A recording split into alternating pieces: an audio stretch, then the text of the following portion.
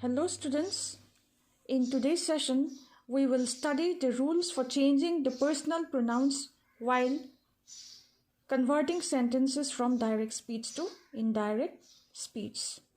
See rule number 1, pronouns of the first person are changed after the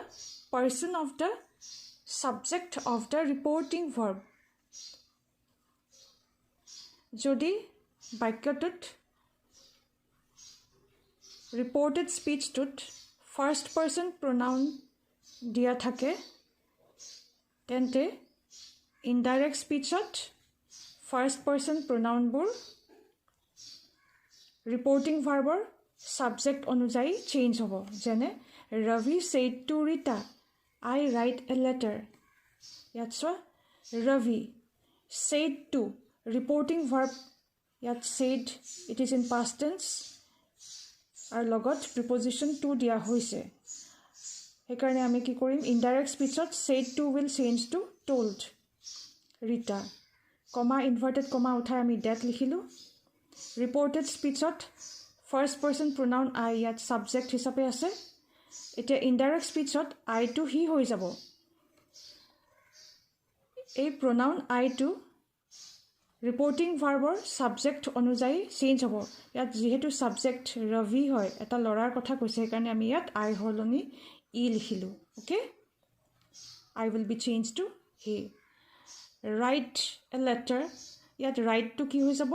এটো present tense দিয়া আছে আৰু indirect speechত past tense লৈ পৰিৱৰ্তন হ'ব ইয়াত root হৈ যাব কিয় কাৰণ reporting verb to যেহেতু past tenseত আছে Indirect speech at ami another likhim Ravi told Rita that he wrote a letter. Next, he said to me, I do not work on Sundays. Indirect speech at ki hobo? He told me. Yat said to ase. Reporting verb, it is in past tense. Yar logot preposition to ase. Indirect speech at said to holoni ami ki likho? Told me. Comma inverted comma উঠাই আমি that লিখিলো conjunction that আৰু reported speech to I subject হিচাপে আছে and first person pronoun I changes according to the subject he okay হেকাৰণে আমি ইয়াত কি লিখিলো in indirect speech to I will be changed to he I হলনি আমি ইয়াত he লিখিলো do not will change to did not present tense to past tense লৈ পৰিৱৰ্তন হল কাৰণ reporting verb to past tense ত আছে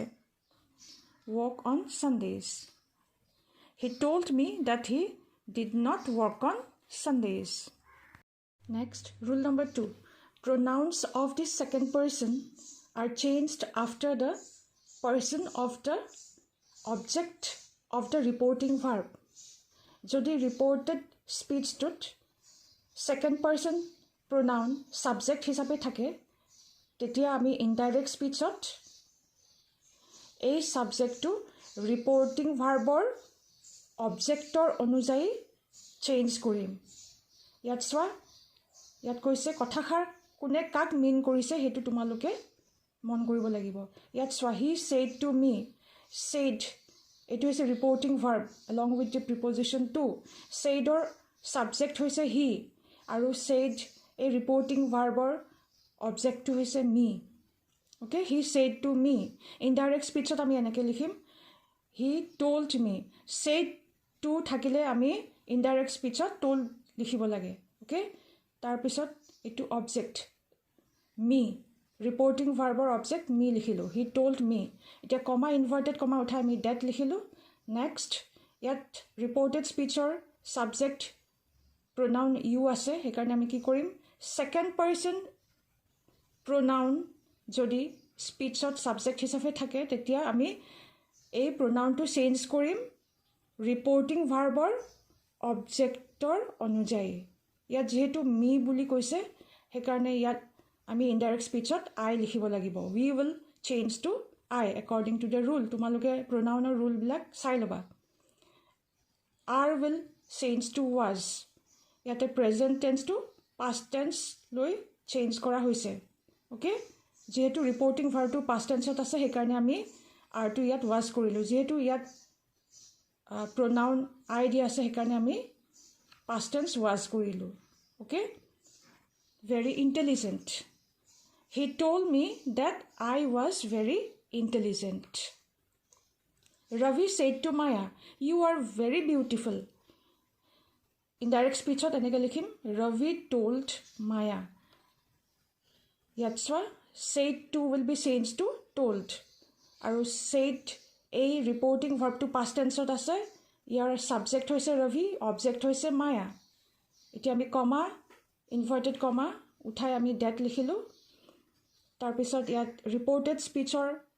subject you pronoun you ase আমি এটা indirect speech ot কি লিখিলো she তোমালোকে মনত ৰাখিবা second person pronoun change according to the person of the object of the reporting verb or object hoise Maya যেহেতু object to এজনী ছোৱালী হয় সেইকাৰণে ইয়াত আমি she pronoun লিখিলো okay are will change to was ইয়াত যেহেতু she hoise third person singular subject সেইকাৰণে আমি was লিখিলো okay it is in past tense very beautiful Ravi told Maya that she was very beautiful next rule number 3 pronouns of the third person remain unchanged jodi reported speech ot third person pronoun subject hisabe thake heibur ketiao holoni nohoy jene Ravi said to me she is beautiful আমি indirect speech ot এনেকৈ লিখিম Ravi told me yat said tour holoni ami ki likhim told Ravi told me that comma inverted comma uthai ami that likhilu aru third person pronoun bor change nokoriba okay he she it they ebila hoise third person pronoun ebur jodi reported speech ot subject hisabe thake ketiao holoni nokoriba she is beautiful yat is to ki hoy jabo was tense to ami change kori dim kyo jehetu reporting verb to past tense ot ase yat is to was kori dilu okay Ravi told me that she was beautiful next Rita said to me he is honest indirect speech ot ami likhim Rita told me said to holoni ami ki likhilu told Rita told me that comma inverted comma uthai ami that likhilu ya third person singular he di ase as it is thakibo